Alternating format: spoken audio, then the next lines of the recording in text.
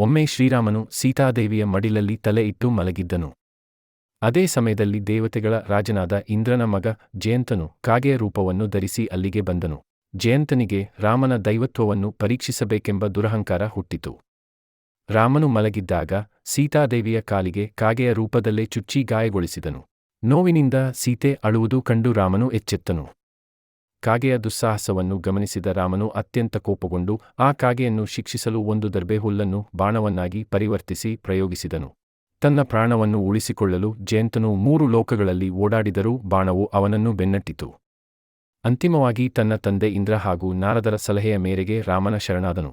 ಆಗ ಶ್ರೀರಾಮನು ಒಮ್ಮೆ ಬ್ರಹ್ಮಾಸ್ತ್ರವನ್ನು ಬಳಸಲು ಮುಂದಾದ ಮೇಲೆ ಅದನ್ನು ಹಿಂದಕ್ಕೆ ತೆಗೆದುಕೊಂಡರೆ ಅದು ನಾನು ಬ್ರಹ್ಮಾಸ್ತ್ರಕ್ಕೆ ಮಾಡಿದ ಅವಮಾನವಾಗುತ್ತದೆ. ಇದಕ್ಕೆ ನಾನು ಸಿದ್ಧವಿಲ್ಲ. ಬಾಣವನ್ನು ಹಿಂದಕ್ಕೆ ತೆಗೆದುಕೊಳ್ಳುವುದು ಕಠಿಣ, ಆದರೆ ನಾನು ಬಾಣದ ಪ್ರಭಾವವನ್ನು ಮಾತ್ರ ಕಡಿಮೆ ಮಾಡಬಲ್ಲೆ ಎಂದು ಜಯಂತನ ಒಂದು ಕಣ್ಣಿಗೆ ಬಾಣ ಹೂಡಿ ಒಂದೇ ಕಣ್ಣಲ್ಲಿ ಎಲ್ಲವನ್ನೂ ಗುರುತಿಸುವ ವರವನ್ನು ನೀಡಿದನು.